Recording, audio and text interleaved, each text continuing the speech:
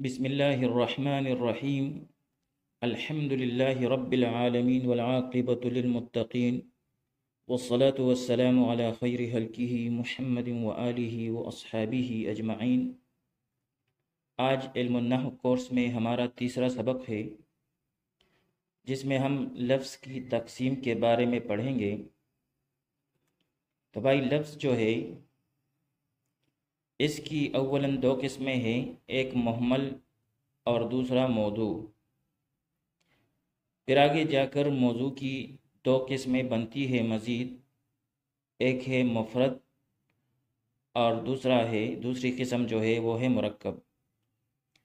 پھر مفرد کی تقسیم آگے تین قسموں میں ہوتی ہے، اسم، فعل اور حرف.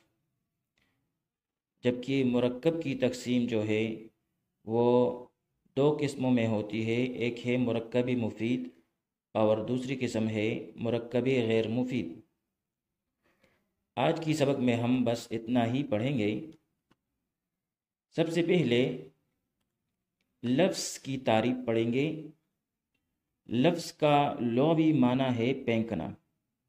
جیسے کہا جاتا ہے اکلت التمرۃ ولفظت النواۃ، کہ میں نے کھجور کھا لی اور گٹلی پھینک دی. تو یہاں پر لفظ تو جو ہے یہ پھینکنے کے معنی میں استعمال ہوا ہے لغتاً، جبکہ نحات کے اصطلاح میں لفظ کی تعریف یہ ہے کہ بھائی انسان کے منہ سے جو آواز مخصوص جگہ سے ٹکرا کر نکلے اسے لفظ کہتے ہیں. یعنی ما یتلفظ بہ الانسان، لفظ جو ہے وہ ہے جس کے ساتھ انسان تلفظ کرتا ہے. یعنی انسان کے منہ سے جو آواز نکلتی ہے کسی مخصوص جگہ سے ٹکرا کر، تو اسے لفظ کہتے ہیں. پھر لفظ کی دو قسمیں ہیں، ایک ہے مہمل اور دوسری قسم ہے موضوع. مہمل جو ہے وہ کہتے ہیں بے معنی لفظ کو، یعنی جس لفظ کا کوئی معنی نہیں ہوتا تو اسے مہمل یا لفظ غیر مستعمل بھی کہتے ہیں. یعنی بے معنی لفظ کو لفظ مہمل یا لفظ غیر مستعمل بھی کہتے ہیں. جیسے دیزن جو کہ زیدن کا عکس ہے، تو دیزن کا کوئی معنی نہیں ہے. جبکہ موضوع جو ہے وہ کہتے ہیں با معنی لفظ کو، یعنی جس لفظ کا کوئی نہ کوئی معنی ضرور ہو تو اسے موضوع کہتے ہیں، اور اسے لفظ مستعمل بھی کہتے ہیں، جیسے زید جو کہ ایک شخص کا نام ہے. پھر آگے جا کر لفظ موضوع جو ہے اس کی مزید دو قسمیں بنتی ہیں، اول مفرد اور دوسری قسم مرکب. مفرد کا لغوی معنی ہے تنہا کیا ہوا، یعنی اکیلا. اور اصطلاح میں مفرد اس اکیلے لفظ کو کہا جاتا ہے جو ایک معنی پر دلالت کرے، یعنی لفظ بھی اکیلا ہو اور معنی بھی اس کا اکیلا ہو. جیسے رجل بمعنی آدمی اور فرسن بمعنی گھوڑا. تو بھائی مفرد جو ہے لغتاً اس کا معنی ہے تنہا کیا ہوا، لیکن نحات کی اصطلاح میں مفرد اس اکیلے لفظ کو کہا جاتا ہے جو ایک معنی پر دلالت کرے، یعنی لفظ بھی اکیلا ہو اور اس کا معنی بھی اکیلا ہو. پھر یہاں پر ایک اہم بات وہ یہ ہے کہ اگر لفظ ایک ہو اور معانی دو ہو تو پھر وہ مفرد نہیں ہوگا. جیسے بصریون یعنی بصرہ کا رہنے والا. اور اگر لفظ دو ہوئے لیکن معنی ایک ہو تو تب بھی وہ مفرد نہیں ہوگا. جیسے عبداللہ جب کسی کا نام ہو، جب کسی ایک شخص کا نام عبداللہ رکھا جائے تو معنی تو وہی ایک شخص معین ہی مراد ہوتا ہے، لیکن یہاں پر لفظ جو ہیں وہ دو ہیں، لہذا یہ مفرد نہیں ہوگا. پھر مفرد جو ہے اسے کلمہ بھی کہتے ہیں، اور یہی لفظ کلمہ جو ہے زیادہ تر مستعمل ہے نحو اور صرف میں. پھر کلمہ مفرد، لفظ مفرد یعنی کلمہ کی تین قسمیں بنتی ہے، اسم، فعل اور حرف، جس پر ہم الگ سے ایک ویڈیو بنانے کی کوشش کریں گے. دوسری قسم لفظ موضوع کی وہ ہے مرکب. مرکب کا لغت میں معنی ہوتا ہے جڑا ہوا، ایک دوسرے کے ساتھ پیوست لگا ہوا، جبکہ اصطلاح میں مرکب اس کو کہتے ہیں کہ جو دو یا دو سے زیادہ کلموں سے مل کر بنے، جیسے زید قائم۔ اب یہاں پر زید ایک کلمہ ہے اور قائم دوسری کلمہ۔ زید قائم، زید کھڑا ہے، تو یہ مرکب ہے۔